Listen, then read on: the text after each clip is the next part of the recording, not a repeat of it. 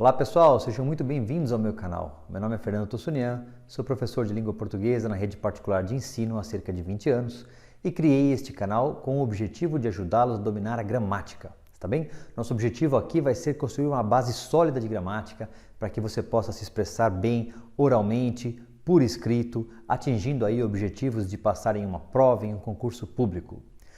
Na nossa primeira aula, eu gostaria de deixar bem claro para vocês que há uma ordem para estudarmos gramática.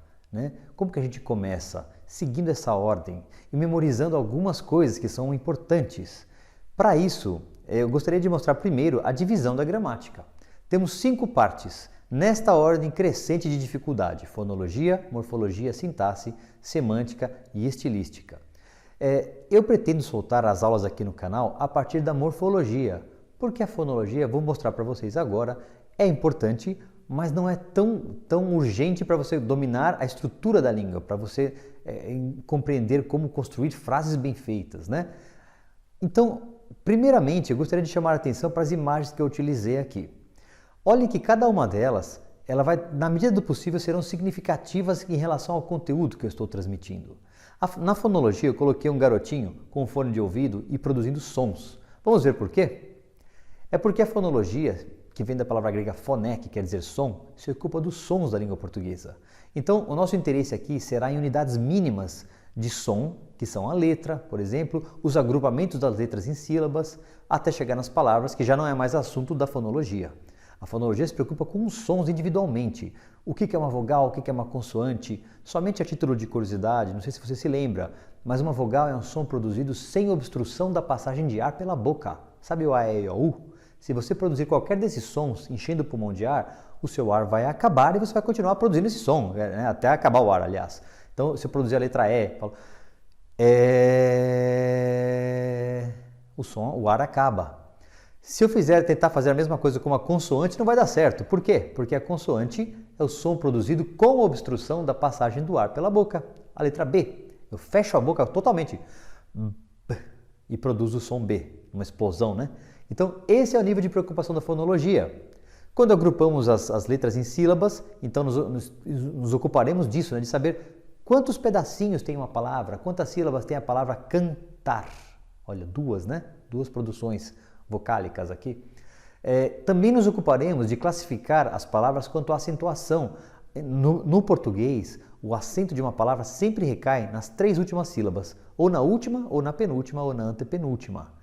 Então classificaremos em oxítona, paroxítona ou proparoxítona.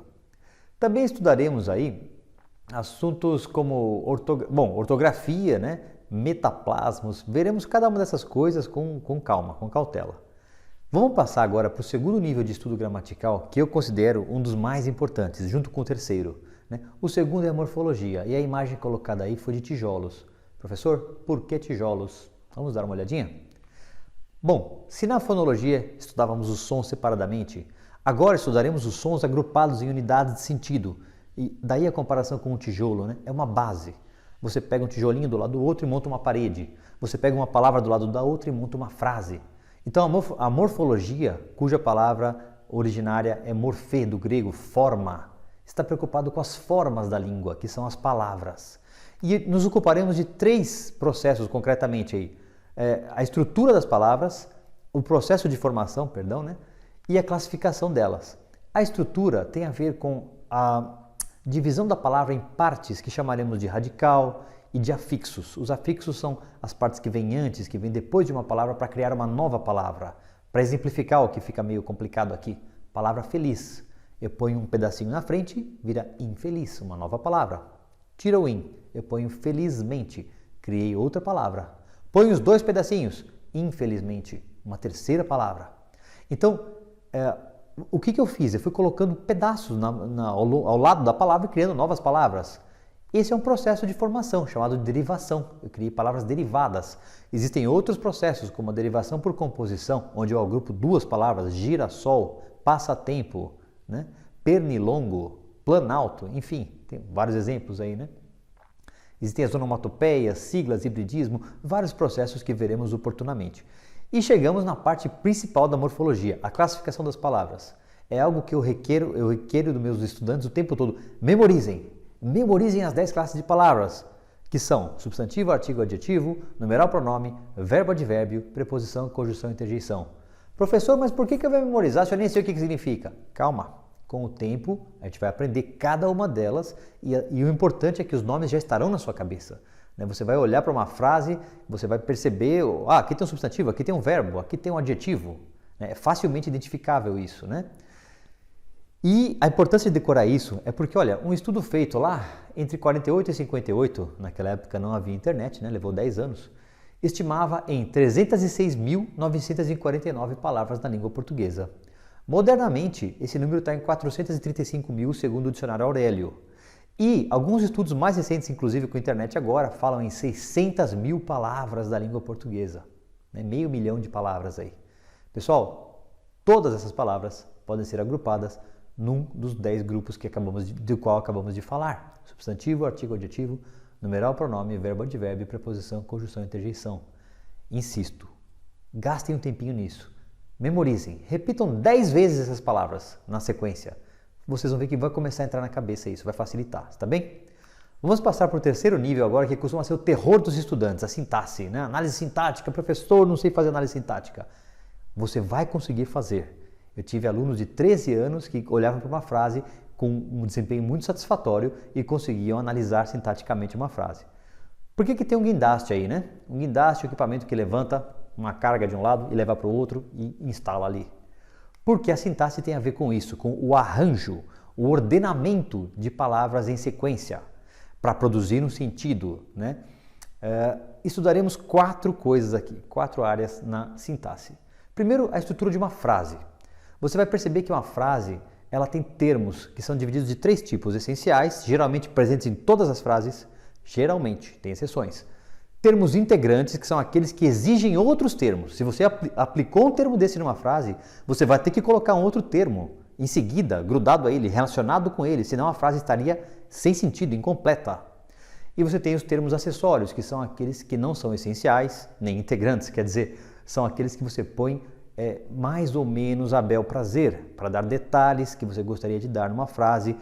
Esses termos, a ausência deles, muitas vezes não compromete o sentido, já que são acessórios, né? Mas veremos que sempre há exceções, algumas vezes sim, o sentido muda bastante se você tirar um termo acessório de uma frase. Também estudaremos a colocação de pronomes, que na nossa língua costuma causar muita dúvida, muitos problemas, né? O pronome oblíquo átono, aquele pequenininho, ele vem antes do verbo, vem no meio, vem depois. Existe algum tipo de palavra daquelas 10 classes ali que se eu empregar como um advérbio, vai atrair o pronome para perto dela? Sim, né? Então estudaremos esse assunto. Também a concordância de verbos e nomes, que é plural muitas vezes, o masculino e feminino. Como é que eu faço a concordância, né? Palavras masculinas, adjetivos masculinos também, femininos. E a regência, que é como completar aí verbos e nomes. A gente geralmente lembra muito bem que o verbo precisa ser completado muitas vezes, né? Até instintivo, eu falo, professor, eu abri. Abri o quê, meu filho? Abri a porta, abri a mochila, abri, né? Você completa o verbo. Mas você sabia que alguns nomes também pedem complementos? Isso causa muitos erros em português, porque a pessoa põe uma palavra que exige um complemento e ela não lembra, não preciso completar essa palavra aqui. E precisa, o sentido fica prejudicado, né? Concretamente, só para vocês terem uma ideia, tá? Substantivos, adjetivos e advérbios muitas vezes pedem complemento. Nem sempre, mas algumas vezes pedem. Estudaremos tudo isso na sintaxe. E eu deixei pequenininho ali no canto, para vocês darem uma olhada, se quiser pausar o vídeo e dar uma lida aí, as funções sintáticas. Pessoal, esse conceito eu deixei pequeno, mas ele é muito importante. Porque é o seguinte, quando você cria uma frase, você está lidando com funções, as palavras estão se comportando lá dentro de um jeito, né? Eu vou dar um exemplo no final desta aula, onde eu vou mudar uma palavra de lugar e o sentido será completamente oposto. Ao mudar essa palavra de lugar, eu mudarei a função dela, ela não funcionará do mesmo jeito que estava funcionando e você vai ver que o sentido mudou. Na nossa língua, então, enfatizo isso para vocês. A ordem das palavras é muito importante. O português, que derivou do latim, não é como o latim. No latim você pode mudar as palavras de lugar que não tem problema. Sabe por quê? A função de uma palavra em latim é indicada pela mudança na própria palavra. Você imagina uma palavra e ela muda o fim dela para indicar se ela é o sujeito de uma frase ou se ela é um complemento de uma frase. Se ela faz... Vocês percebem? É uma língua muito difícil por conta disso, porque você tem que dominar muito bem a gramática para entender o latim. né? Mais uma vez dominados esses conceitos, fica muito legal. É super gostoso, você olha eu não sei falar latim fluentemente, mas estudei um pouquinho. Então você olha uma frase e você fala, que maravilha, essa frase aqui, essa palavra é sujeito, essa frase está completando, essa palavra completa o verbo. Pela palavra você percebe isso, não é nem pela ordem, né? No nosso português é pela ordem, muitas vezes. Vamos adiante. Chegamos na semântica. Semântica está preocupado com a produção de sentido das palavras. Eu coloquei aí de propósito uma manga, porque a palavra manga é polissêmica, ela tem mais de um sentido. Ela pode ser a veste, a parte da roupa que cobre o braço, mas pode ser a fruta, a manga. Então, muitas vezes, o sentido que eu quis produzir com um texto, na minha mente eu leio a frase e falo, maravilha, está certinho o sentido que eu produzi. Aí você dá o texto para um colega ler, ele lê e fala, nossa, o que você quer dizer com isso? Eu não estou entendendo, né? Porque muitas vezes o sentido que quisemos produzir não foi efetivamente o sentido que produzimos, né? Isso pode acontecer por diversos motivos, pela escolha das palavras, porque alguma palavra em si mesma tem mais de um significado, porque eu fiz uma construção da linguagem que não foi correta e me gerou um duplo sentido, né? Eu não sei, eu falo assim, olha, Pedro e Tiago vieram de sua casa. Da casa de quem? Do Pedro ou do Tiago? Percebe, né, a ambiguidade? Então, que assuntos estudaremos aqui? Todos esses que estão descritos aí, olha. Sinônimos, antônimos, parônimos, né? Que mais? Polissemia, tipos de linguagem, adequação da sua linguagem. Se você vai fazer um discurso para um público com pouca formação, é muito provável que você tenha que adaptar a sua linguagem para o público entender o que você está dizendo, né? Ao contrário, se você vai falar com gente, sei lá, com muito estudo, um juiz, com um professor de faculdade, você deve usar uma linguagem mais formal, uma linguagem que ele vai entender, um jargão científico, talvez, conversando com cientistas, né? Percebe? Então temos que aprender a dominar os diversos tipos de linguagem, reconhecê-los primeiro, né? E dominá-los para podermos nos expressar bem. Finalmente, vamos ver o nível mais alto do estudo da gramática, que é a chamada estilística. Temos aí a imagem de alguns escritores famosos, entre eles o Camões, né? Bom, pessoal, estilística tem a ver com o quê? Tem a ver com o seguinte, com a sua expressão artística, por isso o garotinho aí fazendo arte aí atrás, né? É o nível mais alto da linguagem, porque você já dominou todos os anteriores. E você sabendo muitas regras, sabendo combinação de palavras, sabendo construir frases, sabendo recursos de construção de frases, você vai agora escolher aqueles de que você mais gostar para você produzir o sentido com vistas a uma expressão muitas vezes poética, artística, né? Um nível bem alto da linguagem. Aí você poderia até me questionar, professor, mas tá, deixa eu ver se eu entendi.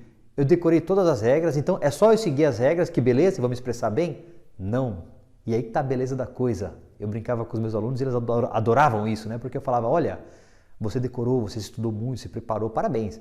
Agora está na hora de quebrar as regras. O quê, professor? Como assim? Posso fazer o que eu quiser, destruir tudo? Não, calma, né? Podemos quebrar as regras, mas sabendo o que estamos fazendo e com vista a uma expressão melhor. Então eu vou usar palavras no sentido figurado, palavras não no sentido real, né?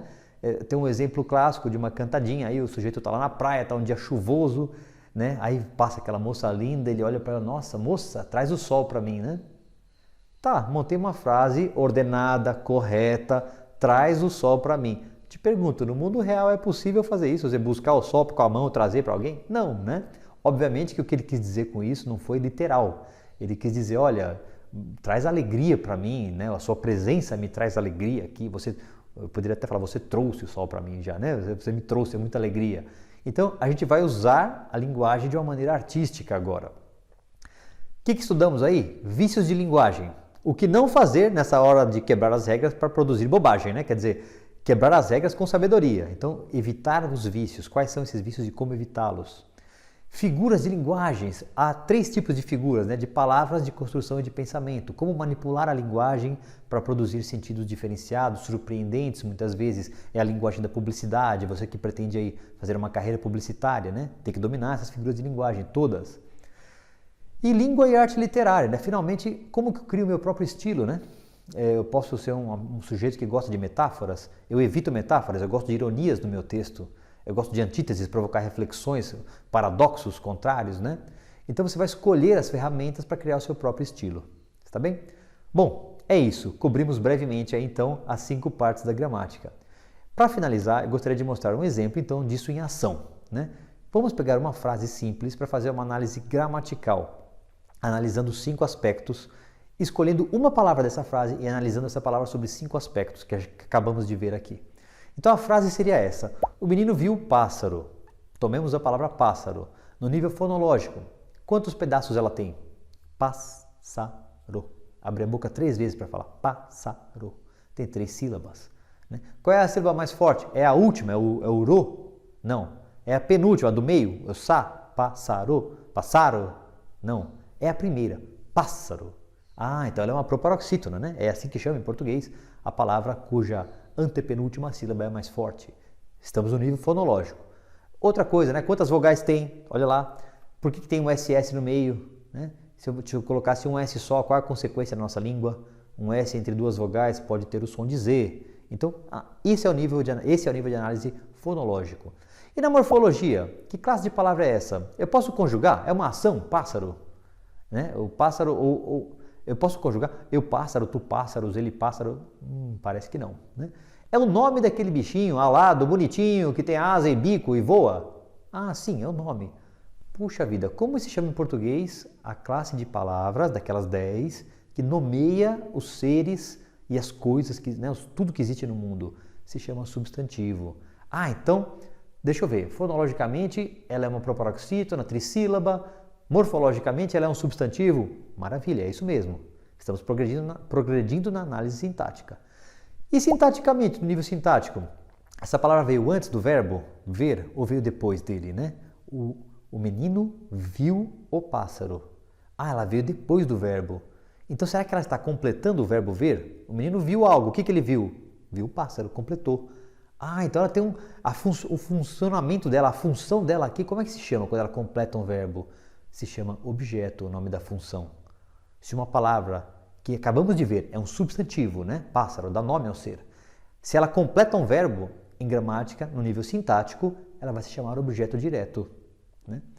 E no nível semântico, por que eu usei a palavra pássaro? Por que eu não usei ave?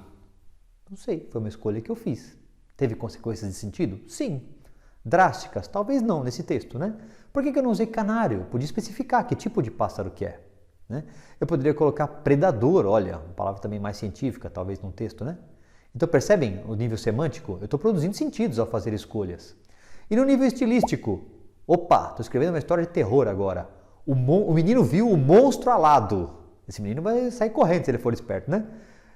Ou o contrário, né? O menino está lá paquerando a menina, de olho nela, bonitinha. Aí ele vê o delicado animal pousando no ombro da menininha. Oh, mudou o registro da história aqui, né? Percebe? Então olha que legal as escolhas que fazemos, né? O meu estilo. E agora, super legal, olha o que eu vou fazer. Eu vou mudar a palavra pássaro de lugar. O pássaro viu o menino. Mantive todas as palavras iguais na frase, só mudei a ordem de uma delas. No nível fonológico, não mudou nada. Pássaro continua sendo a mesma palavra, a mesma produção sonora, tudo.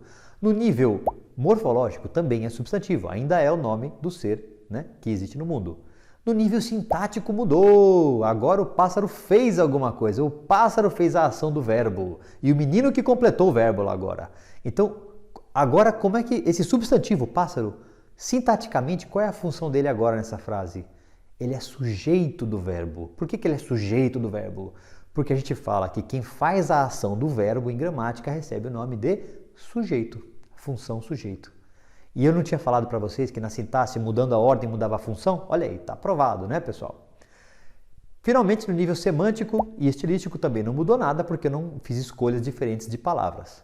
Bom, pessoal, é isso. Espero que eu tenha conseguido passar para vocês um pouco do funcionamento da nossa língua, numa aula apenas inaugural, introdutória, está bem? Veremos tudo isso daí com muita calma, em muitas aulas. Como eu falei para vocês, pretendo começar pela morfologia, soltando as 10 classes de palavras e em seguida as funções sintáticas, para depois chegarmos nesses níveis mais avançados. Está bem? É isso. Espero que tenham gostado muito da aula. Se não gostaram, por favor, me deem sugestões aí nos comentários. Agradeço bastante. Eu gostaria de ouvir vocês, né? Que me deem sugestões de como melhorar a aula. E se gostaram desde já também, mesmo que não gostaram, por favor, se inscrevam aí no canal para dar uma força, tá ok? Se gostaram, divulguem para amigos, acompanhem o nosso trabalho e vamos fazer uma parceria de aprendizados, tá bem? É muito gostoso aprender a língua portuguesa, dá um certo trabalhinho, mas vale a pena. A recompensa no final é muito boa, pessoal, eu garanto para vocês, tá? É muito gostoso. Eu, como professor, muitas vezes estou lendo um texto, é até um pouco ruim, porque eu começo a analisar a estrutura da frase na hora, né? É automático, eu bato o olho e já, pô, o cara colocou o substantivo aqui no lugar errado, tinha que botar ali, não sei o que e tal, né? Facilita muito o domínio da linguagem, tá? Facilita a expressão de vocês e, como eu disse antes no começo, facilita que vocês também atinjam, além de uma expressão melhor, objetivos pessoais de vida, né? de entrar numa carreira pretendida, numa empresa, num trabalho, está bem? Então, conto com vocês, sejam bem-vindos mais uma vez, muito obrigado e até a próxima aula. Fiquem todos com Deus. Até mais.